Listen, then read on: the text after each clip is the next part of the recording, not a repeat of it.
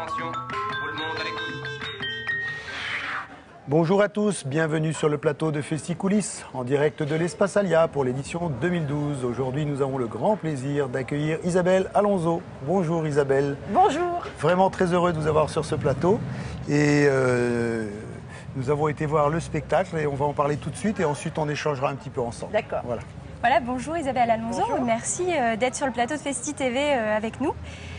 Alors, romancière à succès, essayiste et chroniqueuse, Isabelle Alonso est avant tout une femme engagée, une féministe, une vraie. Dans son premier One Woman Show, et encore Je me retiens, directement inspiré de ses livres, elle se délecte avec appétence des différences de traitement entre le sexe fort et le sexe faible. La seule différence entre les deux étant que le premier a eu la formidable chance de tomber du bon côté de la tartine à la naissance et pas l'autre. Dommage.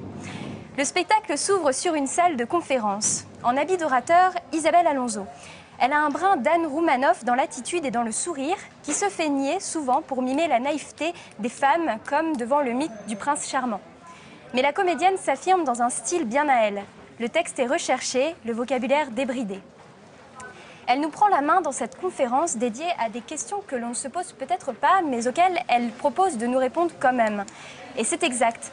Les manias de la pub, les excités du libéralisme et même les politiques en prennent pour leur grade.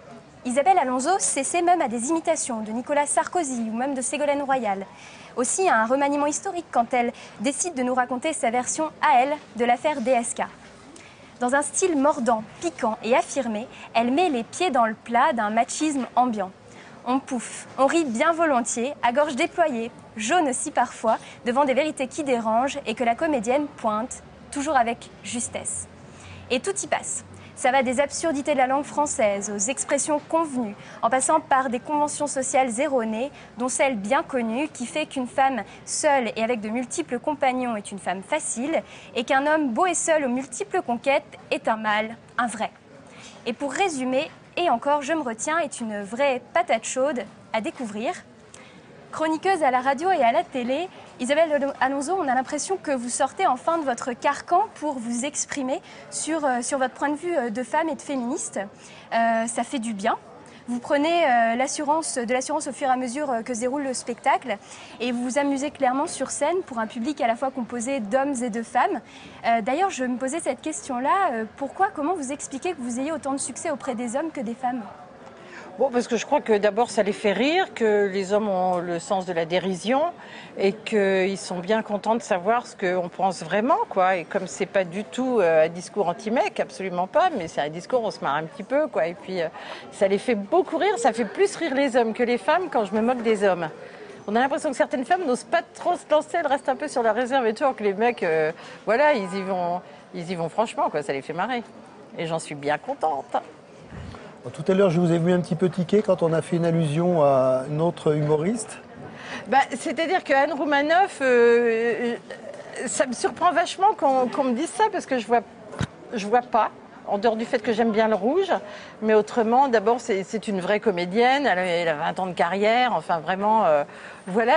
Et en même temps, je trouve qu'on fait pas du tout le même genre d'humour, même si elle me fait beaucoup rire, Anne Roumanoff.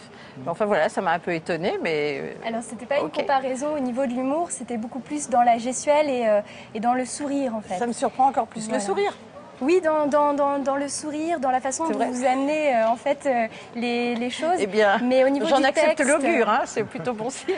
Oui, la carrière est belle. Ah bah oui, c'est cool. Mais au niveau du texte et de tout le reste, c'est bien vous. Et d'ailleurs, c'est assez alléchant. Vous aimez beaucoup écrire et vous avez dit que l'écriture est un long apprentissage. Et la scène aussi. Alors, ma première question, ce serait, est-ce que c'est pas un peu angoissant de passer de l'un à l'autre ? Et puis une deuxième question, est-ce que vous comptez continuer dans cette voie-là ? Sincèrement, j'en sais rien. C'est un apprentissage et c'est ça qui est génial.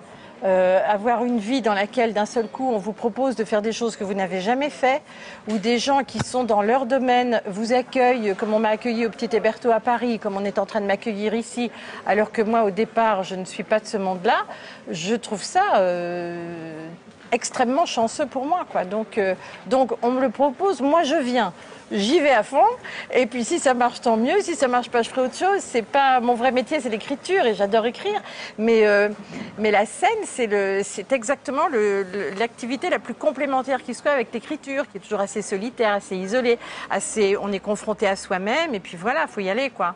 Là, c'est exactement le contraire. On est confronté aux autres, et les autres, moi, je découvre ça sur scène. C'est-à-dire que c'est un échange, que de la même manière, quand on écrit, qu'on fait la moitié du chemin et le lecteur ou la lectrice fait l'autre moitié, mais c'est différé dans le temps. Alors que là, c'est immédiat. Vous arrivez et le public vous donne quelque chose à quoi vous vous attendez ou pas. Alors des fois, je m'y attends pas du tout, ça me déroute. Des fois, je suis trop contente parce que c'est exactement ce qui me fait plaisir. Voilà, quoi.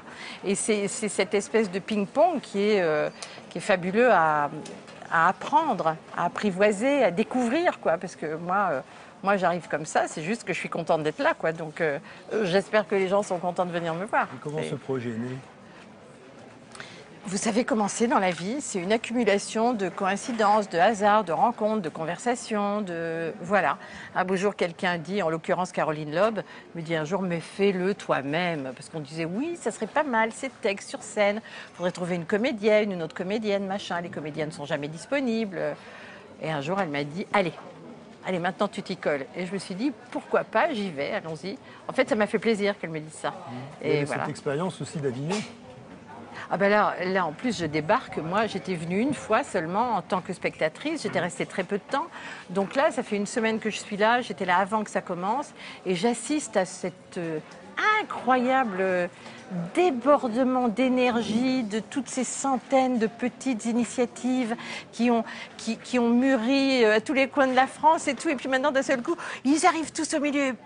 Et le tractage et les affiches et le truc. Alors le truc des affiches, alors ça m'a éclaté de voir ça. C'est extraordinaire, quoi. Moi, je ne connaissais pas. On entend toujours dire oui, Avignon, c'est plus que c'était, c'est moins bien. Ah non, au contraire, c'est mieux, blabla, quoi. Et là, je suis en train de le voir in situ, les gens. Alors, je ne sais pas si c'est pareil jusqu'à la fin, j'en sais rien, parce que c'est 3 semaines quand même, c'est long.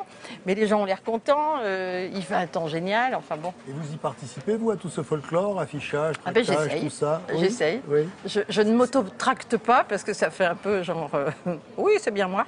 Mais il y a des gens qui tractent, et puis avec eux, on se balade et tout. Cette rencontre avec le public, c'est assez spécifique sur Avignon, non?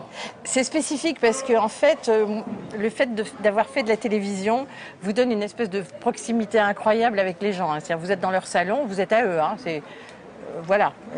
Ma banquière m'a appelée Madame Alonso pendant des années. Le jour où elle m'a vue à la télé, je suis devenue Isabelle. C'est comme ça. Donc les gens viennent vous taper dans le dos et tout. Mais là, en plus, il y a une espèce de surprise de dire mais qu'est-ce qu'elle fait là, celle-ci? Mais c'est pas vrai, elle joue. Ah bon?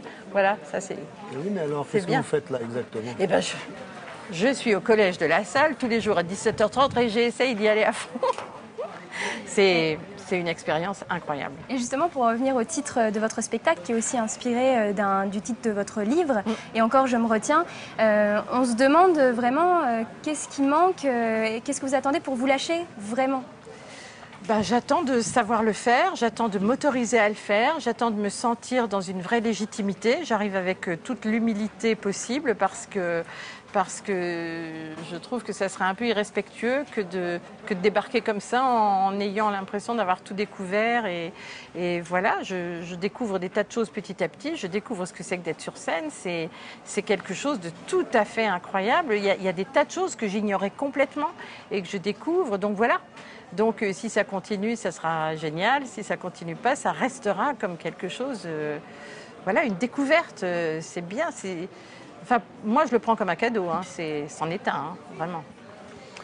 Nous, notre cadeau, c'était votre présence. Merci. Merci beaucoup d'avoir été là. On va arrêter maintenant. On rappelle Donc on rappelle, voilà, donc c'est Et encore je me retiens d'Isabelle Alonso. Donc c'est au Collège de la Salle tous les jours à 17h30. Et il y a une petite actualité à signaler. Demain, vous pouvez retrouver Isabelle Alonso à la FNAC à partir de 14h qui va dédicacer son dernier roman, L'eau de bleu.